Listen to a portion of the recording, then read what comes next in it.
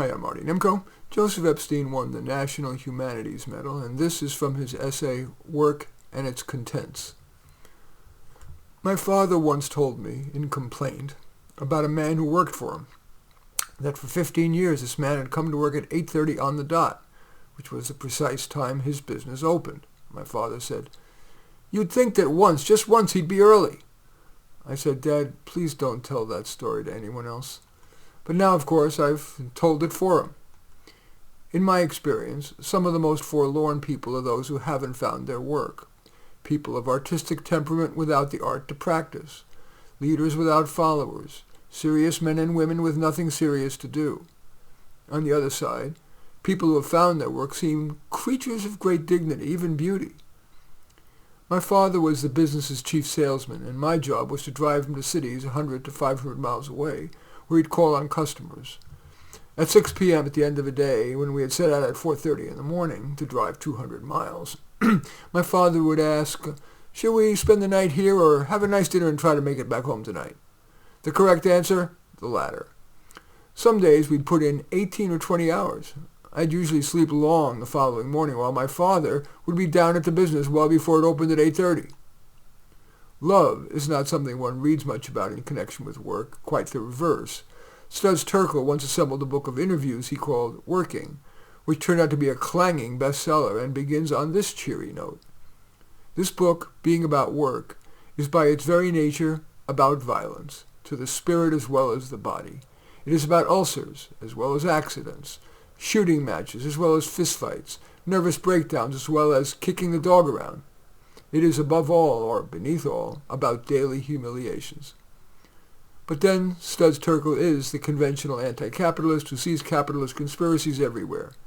He had a syndicated interview show in which he might interview someone who claims that IBM, having acquired the Gerber baby food company, discovered that the plumbing in IBM's executive washroom leads directly to the assembly line at Gerber.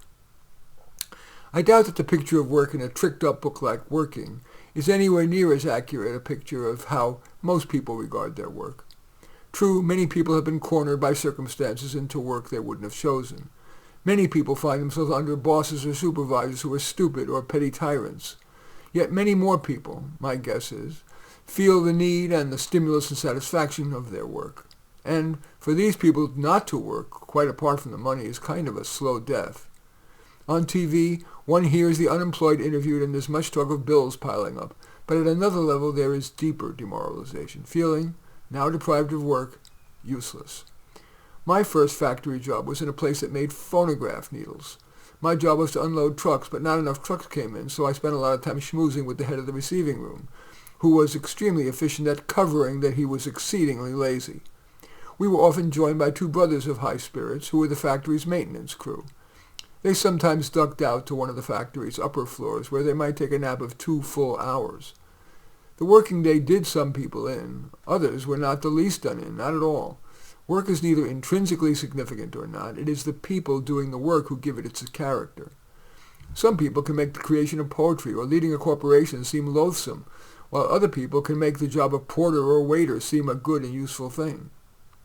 Although few people actually work in Henry James's novels, James knew a great deal about work and its benefits. After the failure of his play Guy Domville, James lapsed into a dark blue funk.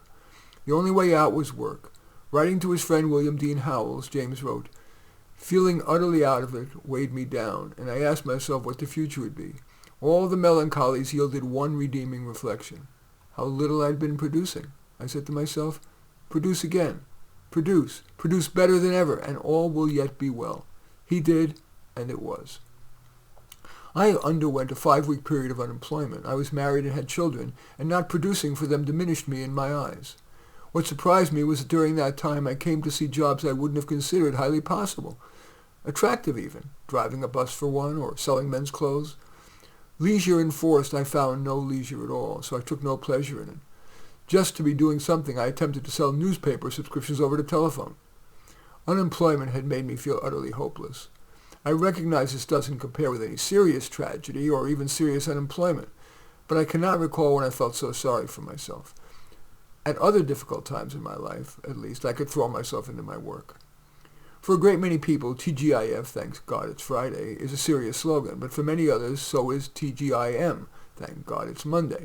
As a TGIM man, I think work has gotten a bum rap.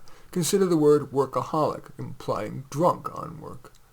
I often walk into classrooms slightly tremulous. What's to be fearful of? Of being boring? Of seeming boobish? Or somehow blowing it? I do, after all, know more than most students, at least usually. Yet the touch of fear is usually there, and the troubling thing is that I teach worse when it's not. I imagine fear has salubrious effects on other kinds of work. Stage fright of actors, the butterflies in the stomachs of even fearsome athletes before games. Do trial lawyers feel fear? I should hope that airline pilots feel a bit of it, and that surgeons do, but in their case, that stops well short of trembling. I don't mean to exaggerate the benefits of fear. A little, I have found, goes a long way. Rich I am not, but because of the pleasure I am able to take in my work, I feel luckier than I could have dreamed. That, from Joseph Epstein's essay, Work and Its Contents, an essay in his 2024 book, Familiarity Breeds Content, published by Simon & Schuster. As usual, I welcome your thumbs up and accept your thumbs down. I always look forward to your comments and especially like it if you hit the share button below. Share on your social media so that my efforts can have broader impact. And I am flattered if you choose to subscribe to my channel. And certainly would welcome you if you took a look at any of my 35 books. Probably most relevant is either How to Do Life or Work Stories. But all 35 are on Amazon. In any event, I do thank you for watching. I am Marty Nemko.